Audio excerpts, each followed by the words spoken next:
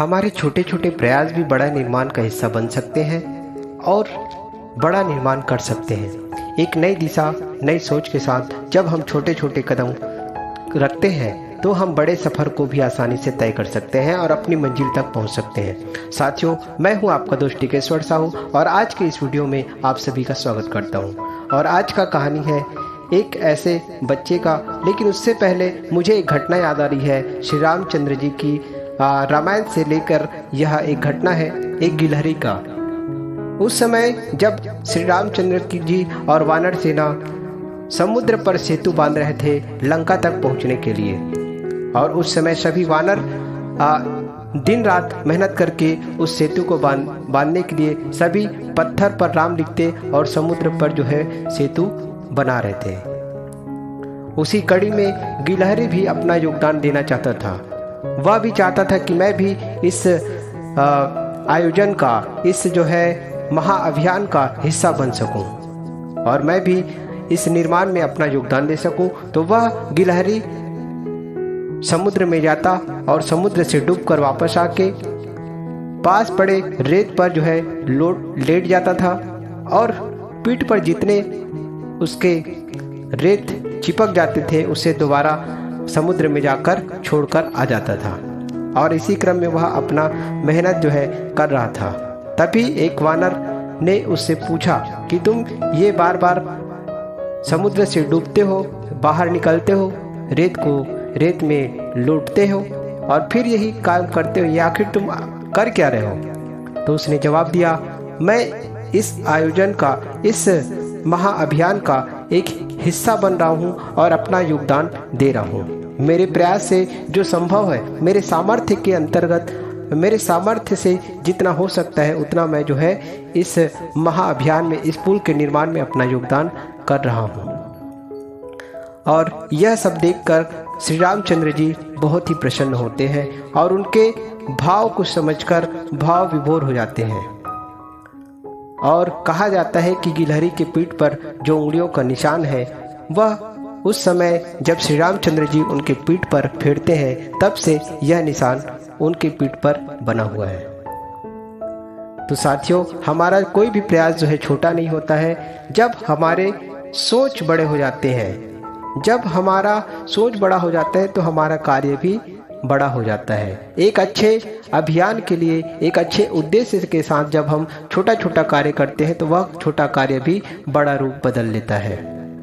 और आज यही कारण है कि इतिहास के पन्नों पर उस गिलहरी का नाम छपा हुआ है और हर कोई उसे याद करता है। साथियों, आज का कहानी है एक छोटे से बच्चे का। उसका पिताजी ऑफिस से लौट चुका है और वह बच्चा अपने पिताजी को देखकर काफ़ी खुश हो रहा है और तुरंत ही अपने होमवर्क का किया हुआ जो पुस्तक है या किताब है वह लेकर आ जाता है और अपने पिताजी को खुश होकर जो है दिखाना चालू कर देता है और कहता है कि पिताजी, आज मैंने सारा होमवर्क कर लिया है। क्योंकि सुबह ऑफिस जाते समय उसके पिताजी ने कहा था कि जब मैं ऑफिस से लौट कर आऊँगा तब तक आप अपना होमवर्क पूरा करके रखेंगे और हम दोनों घूमने जाएंगे।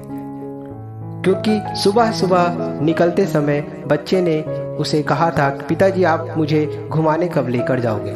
तो उन्होंने कहा था, जब मैं शाम को लौटूंगा तब मैं आपको घुमाने लेकर जाऊंगा। इसी बीच में ऑफिस जब वो पहुंचा तो बच्चा ने फिर अपने पिताजी को फ़ोन किया था कि आप जो है कब लौटेंगे? तो उस समय पिताजी ने कहा था, मैं लौटूंगा तब तक आप जो है अपना होमवर्क पूरा करके रखेंगे और हम आने के बाद चलेंगे। पिताजी घर पर पहुंच चुके हैं और ये सारी वार्तालाप हो रही है। और इसी बीच में पिताजी अपने बच्चे को फिर टालना चाहते हैं और उसे फिर एक काम सौंप देते हैं और वह ये सोचते हैं कि अब की बार कुछ ऐसा काम दे दूं कि मुझे इस बच्चे को घुमाने लेकर जाना न पड़े। और एक मानचित्र बड़ा होता है, उसे एक विश्व का मानचित्र होता है और उसे जो है कई टुकड़ों में फाड़ कर उस बच्चे को दे देता है। पिताजी सोचता है कि यह जो विश्व का मानचित्र है और इसे यह बच्चा आसानी से जोड़ नहीं पाएगा, और फाड़ कर उस बच्चे को दे देता है और कहता है, बच्चा मैं अभी फ्रेश होता हूँ, तब तक आप इसे ठीक से बना कर रखो, इस मानचित्र को जोड़ कर रखो। और वह बच्चा उस फटे हुए मानचित्र को ले जाकर कमरे में चला जाता है। सोचिए साथियों, विश्व का मानचित्र हमें अगर भारत का भी, छोटे से बच्चे को भारत का भी मानचित्र दिया जाए तो वह जो है नहीं जोड़ सकता है। लेकिन कुछ ही देर में जब तक उसका पिताजी फ्रेश होकर वापस आते हैं, तब तक बच्चा भी उस मानचित्र को जोड़कर आ चुका रहता है। और यह देखकर वह बड़ा ही आश्चर्यचकित होता है। उसका पिताजी बहुत ही आश्चर्यचकित होता है कि कैसे इस बच्चे ने इस पूरे विश्व के मानचित्र को बहुत आसानी से, बहुत कुछ ही समय में इसे जोड़कर ले आया। तो साथियों, जब वह देखता है और अपने बच्चे से पूछता है, बच्चे आपने ये काम इतना जल्दी कैसे कर लिया, बड़ा ही आश्चर्यजनक हो जाता है और आश्चर्य से ही यह प्रश्न करता है। तब बच्चे का जवाब होता है, पिताजी इस मानचित्र के पीछे सचिन तेंदुलकर का फोटो बना हुआ है, इस फोटो को मैंने जोड़ा है और यह विश्व का मानचित्र जो है ऑटोमेटिक ये जो है जुड़ गया है। तो ये था साथियों कहानी का सार। जब हम एक व्यक्ति को पूर्ण करते हैं, हमें दुनिया बदलने की जरूरत नहीं है, हमें अपने आप को बदलने की जरूरत है। दुनिया ऑटोमेटिक जो है बदल जाएगी।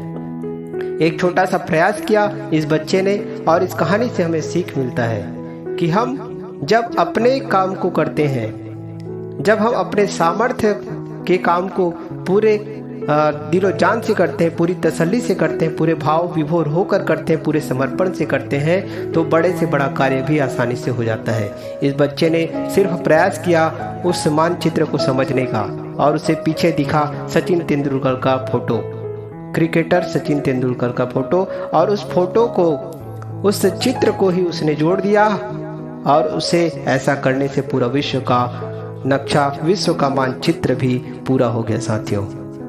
तो ऐसे ही हमें भी अपने छोटे छोटे प्रयास अपने सामर्थ्य के हिसाब से हमें करना है, और यह नहीं सोचना है कि कैसे होगा। प्रकृति अपना काम स्वाभाविक करती है, क्योंकि यहाँ पर स्वाभाविक प्रकृति का काम हो जाता है, हमें सिर्फ अपना योगदान करना होता है। उम्मीद करता हूँ इस कहानी से आपको बड़ा सीख मिला होगा, और अभी तक आप हमारे चैनल में नए हैं तो प्लीज़ इसे सब्सक्राइब करें, क्योंकि इसी तरह का कहानी लेकर मैं आता हूँ। हमारे चैनल में आपको भजन भी मिलते हैं, आध्यात्म से रिलेटेड कुछ जानकारियाँ हम देने का प्रयास करते हैं। तो आप नए हैं तो हमारे चैनल को सब्सक्राइब कीजिए, और यह कहानी कैसा लगा हमें कमेंट करके बताइए। साथ ही साथ इस कहानी को ज़्यादा से ज़्यादा लोगों तक जो है शेयर करें। थैंक यू साथियों, मिलते हैं अगले वीडियो में, तब तक के लिए आप सभी का धन्यवाद।